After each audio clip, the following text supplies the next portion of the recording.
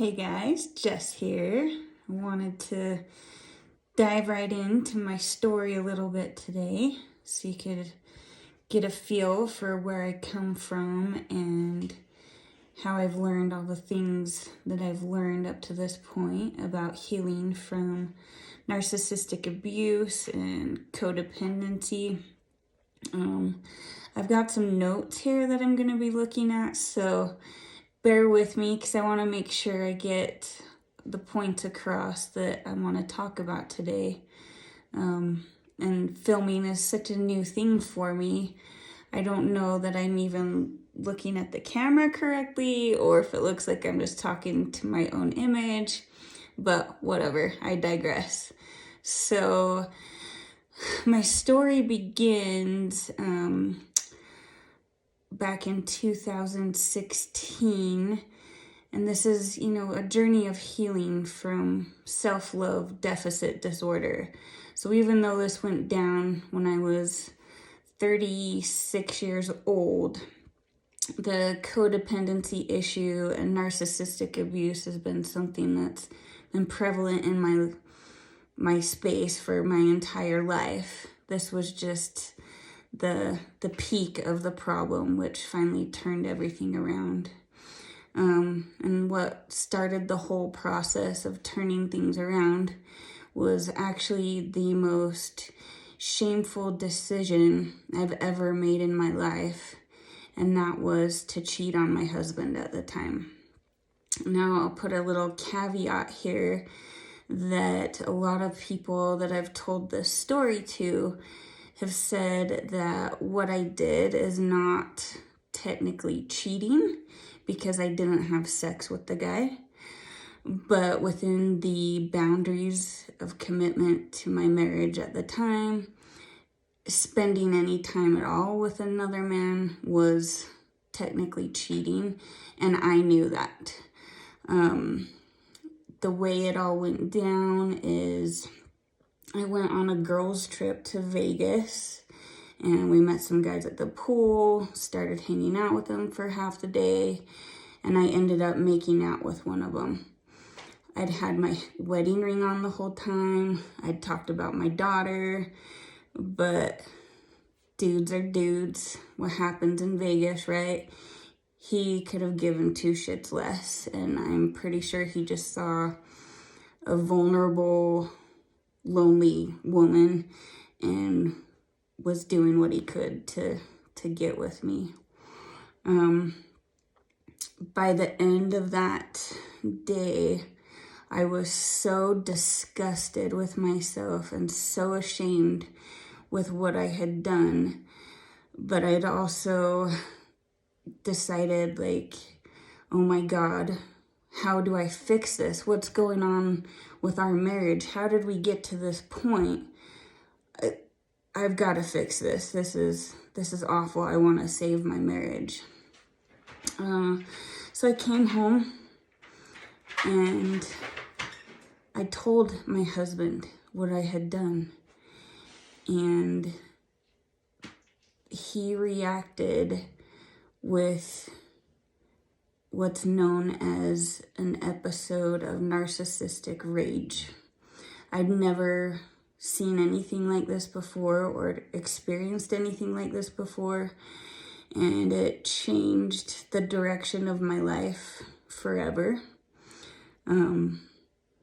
For the next 10 weeks and 5 days, my husband terrorized me with every type of abuse imaginable. The physical abuse, there was only 3 incidents of that during that time, and they were pretty minor compared to stories I've heard of other women who have been abused or experienced narcissistic rage. But they were enough and severe enough with my situation, my epigenetics, if you will, that he was able to torment me for that period of almost 3 months.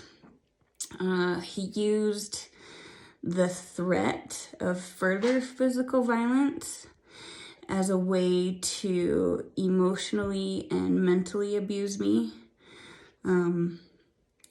When the 3 incidents occurred, I had a fight or flight reaction in my body to where I can only describe it as these screaming alarm bells in my ears, like the loudest screaming alarms you could ever imagine, just in my ears, heart beating out of my chest, and then uncontrollable shaking and convulsions. My whole body was just, I had no control over it.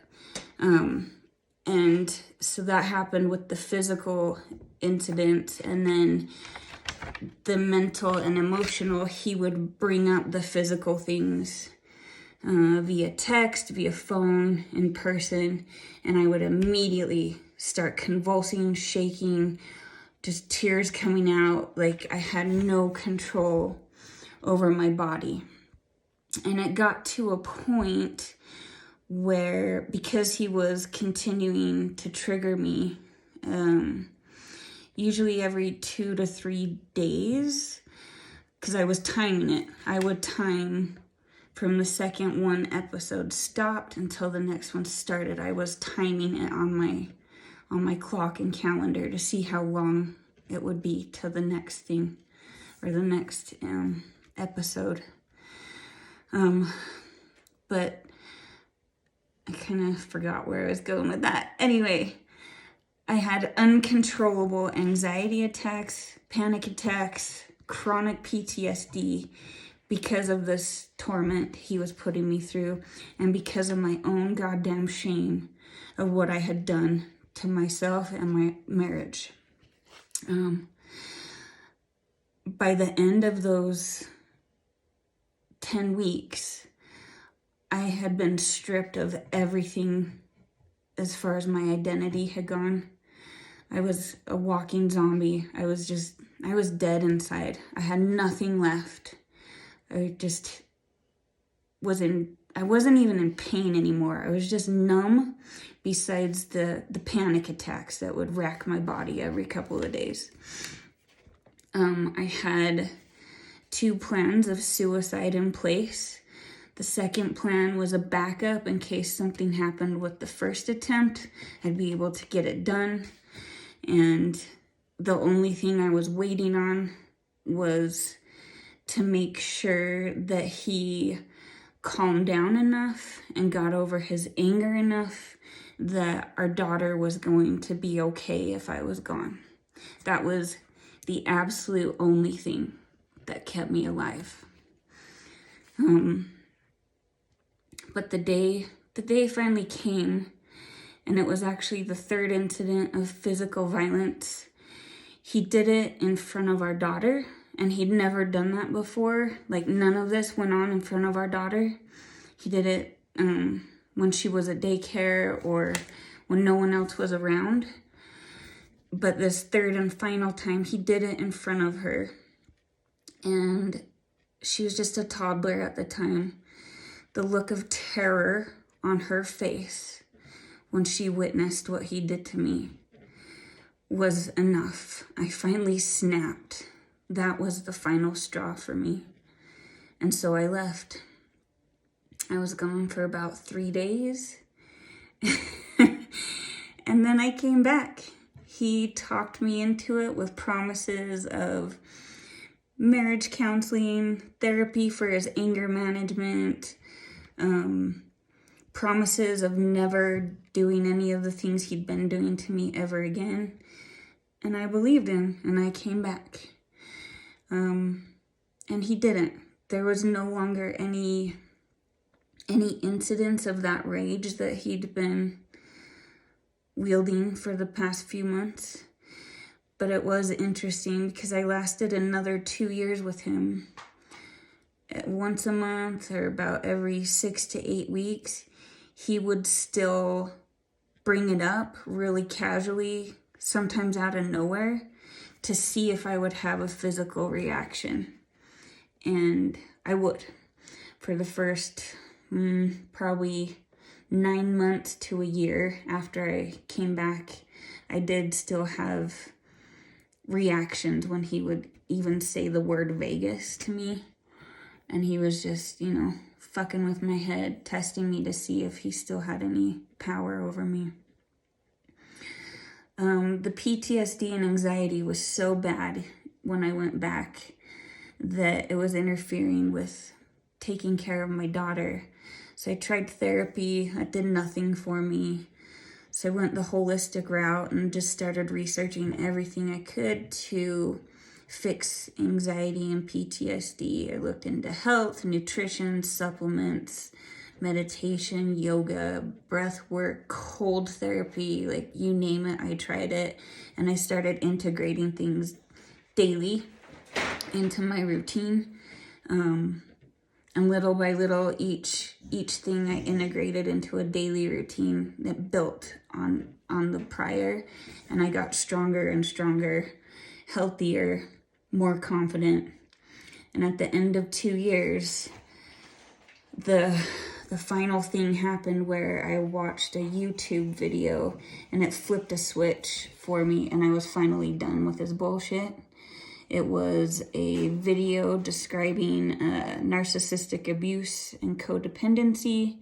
And although I'd heard those words before, I never heard it described so perfectly as this video did. And by the end of the 1 hour video, I was on the floor of my laundry room bawling my eyes out because I couldn't believe what I had just witnessed or watched. Within the span of 60 minutes, my entire life, as well as my entire shitty marriage, had been described. It was like these people had been following me around with a video camera. And I was done. The video ended. I was crying. And then I started having these internal dialogues with myself, like, what did I just see? Okay, maybe it's really not that bad. Maybe he's not this way. That can't really be what's going on here. But it was. It most certainly was. And once you learn something like that, you can't unlearn it. The light switch was flipped on in my awareness, and I realized that my marriage was over. It still took a good 4 months for me to tell him I wanted a divorce. And, once that happened, a whole new level of shitstorms began. But I was finally out of there. And I will throw this little detail in because I do plan on writing a book about this whole experience, or maybe a Netflix documentary about all the shit that went on during that time, because it's truly unbelievable, the things that went on and what I found out after I left him as well. But this one small detail is, after I left him, I had a few people contact me, and they let me know that he had been cheating on me the entire time, since the day I met him. And how ironic that my shame and my cheating on him had sparked this entire thing, this rage in him. And he'd been doing the same thing the whole time. Pretty unbelievable. So the moral of this whole story, though, is just to show you guys that the rock bottom worst shame of my life catapulted me towards the greatest adventure and journey of healing, that one of the greatest I've ever heard of. And I've gotten to a point in my life now where, when I first started this healing of, the anxiety and the PTSD and the panic attacks, I had to be so selfish. I had to focus on me and fix the biology, the mental, the spiritual, all the shit that was going on. I had to just focus on myself. But when you're on these healing journeys and this personal development lifestyle, you get to a point where you've healed so much, you don't have to be that selfish anymore, and you can actually start helping other people heal by using your fucking mess as your message. And that's where I'm at, and that's why I'm here.